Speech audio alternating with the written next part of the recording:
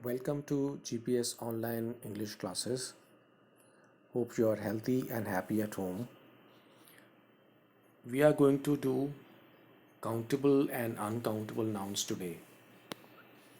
Students, आप जैसे देख सकते हैं कि countable का मतलब है जिसको काउंट किया जा सके और uncountable जिसको कि काउंट नहीं किया जा सके.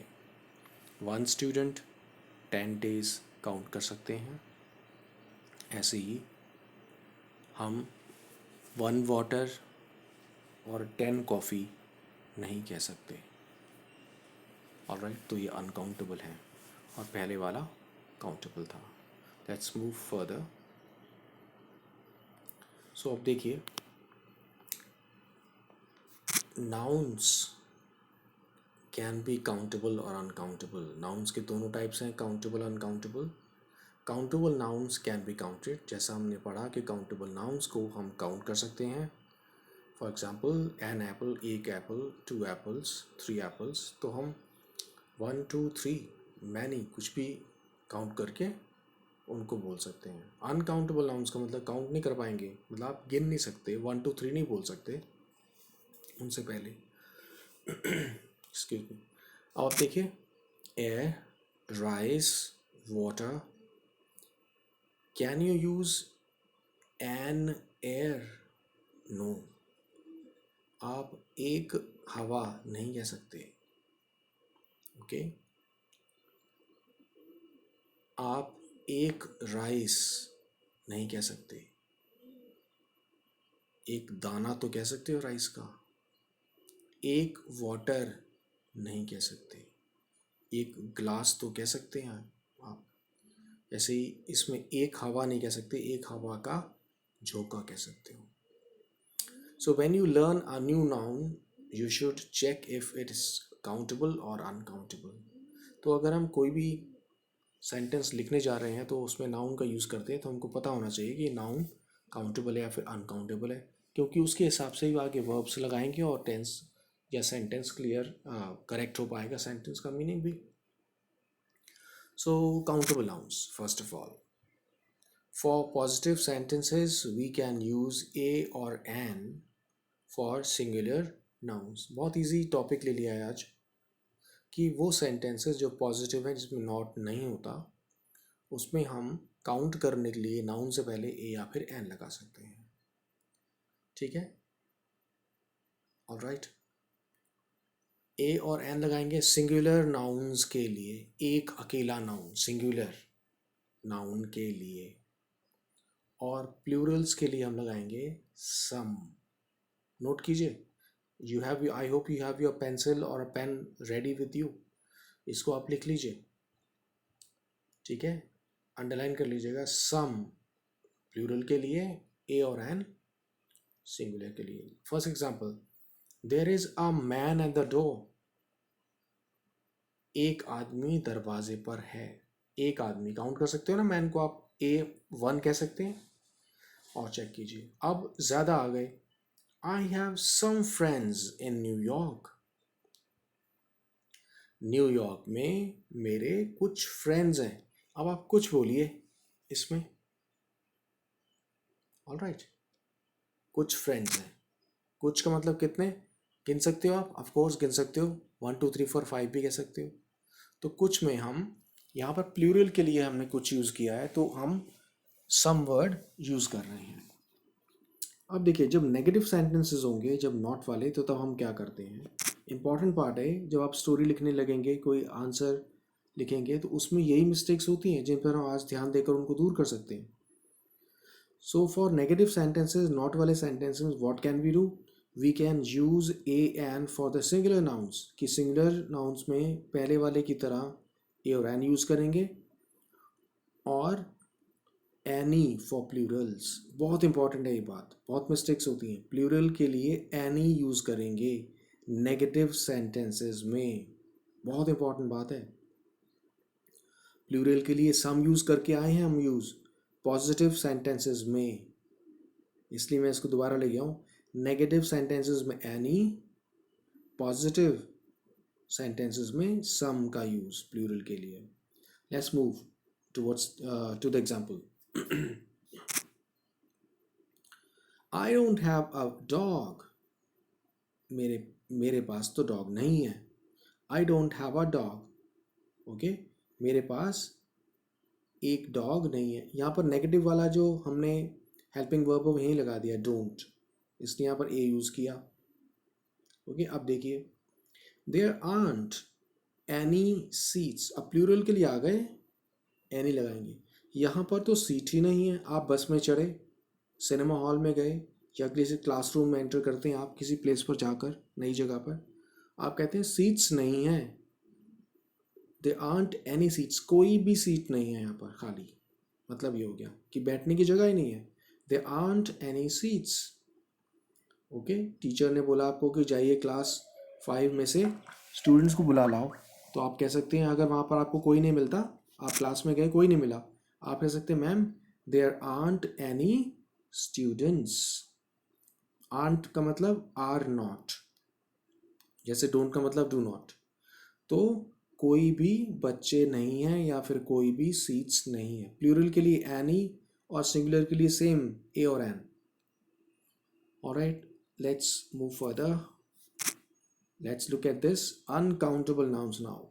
अनकाउंटेबल, इन नाउन्स को हम काउंट नहीं कर पाएंगे। एग्जाम्पल ब्रेड, आप एक ब्रेड नहीं कह सकते। ब्रेड का मतलब जैसे रोटी होता है सपोज, इंग्लिश में जो ब्रेड है उसका डिफरेंट मीनिंग हो जाता है। ब्रेड के पीसेस कटे हुए आते हैं, जो आप लाते हो बाजार से ना, उसके पीसेस कटे हुए होते हैं।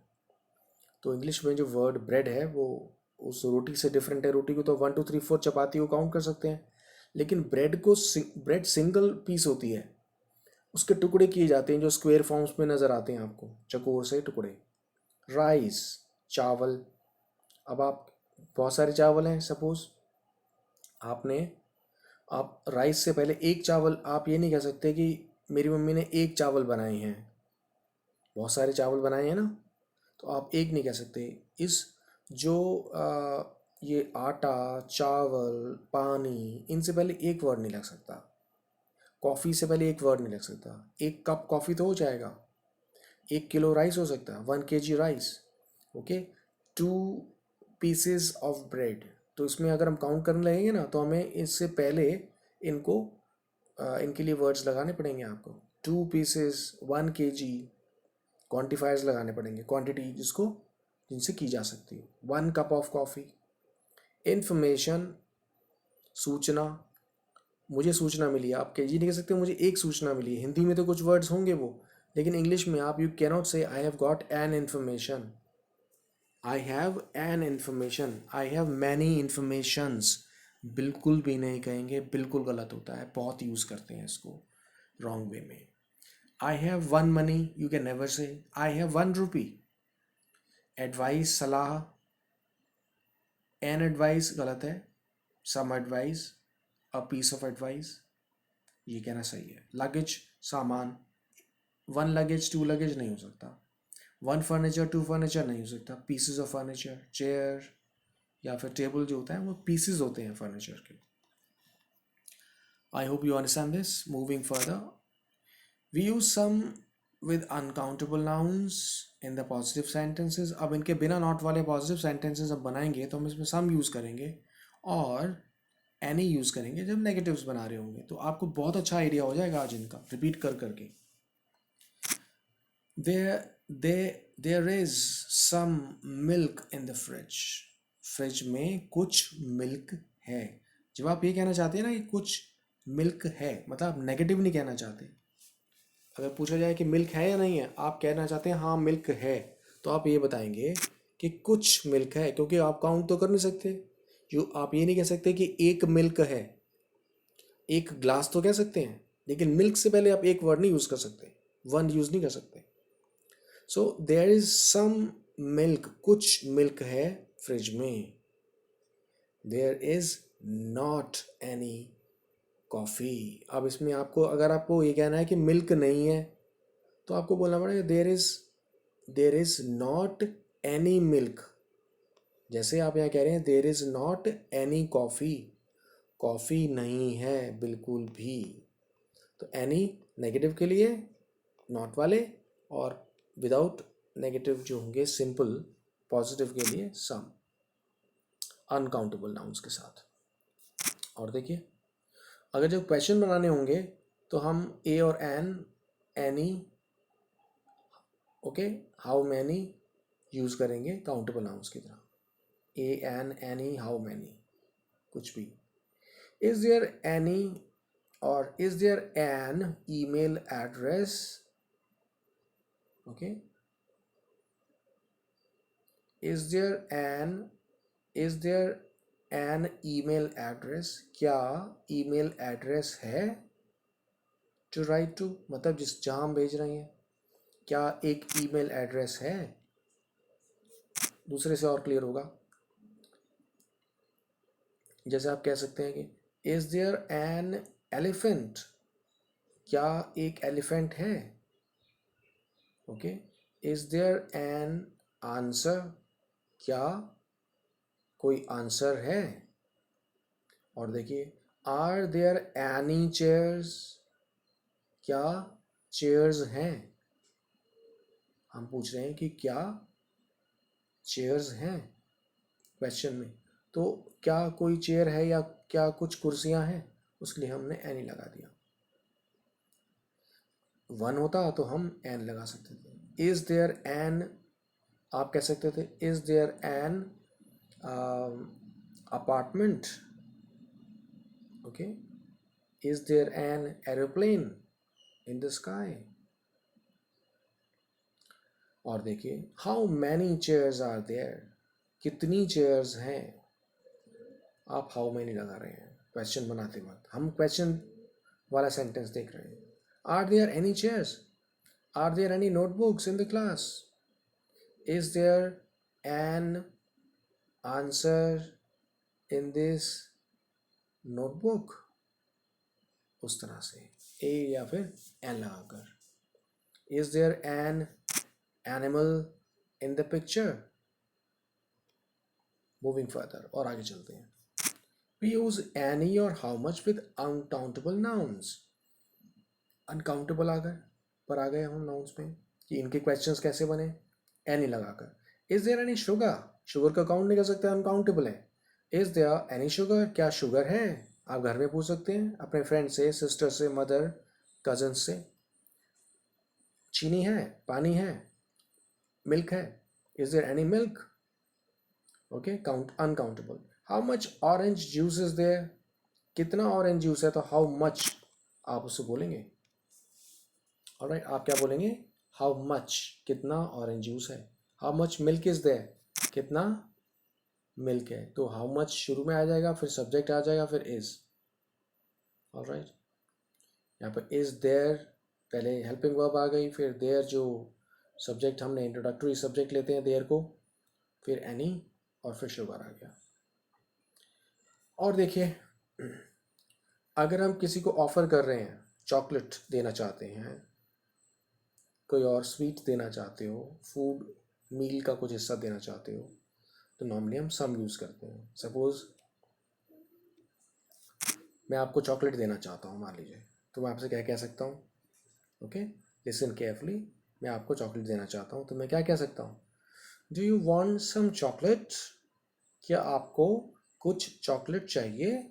तो सम का वर्ड यूज़ करेंगे हम ऑफर कर रहे हैं, क्वेश्चन पूछ रहे हैं, ऑलराइट, किसी को कुछ देना चाहते हैं। दूसरा, can we have some chairs please, आप सबको किसी रूम में जाकर बैठना है, एक्टिविटी रूम में, आपको चेयर चाहिए या किसी और को, तो वो क्या पूछ सकता है आपसे, कैन वी हैव, क्या हम ले सकते हैं, सम चेयर्स, कुछ कुर्सियाँ। मोर चेयर्स का मतलब और कुर्सियाँ। आप कह सकते हो can we have some pens please, क्या हम कुछ पेन, क्या हमें कुछ पेन मिल सकते हैं, ओके।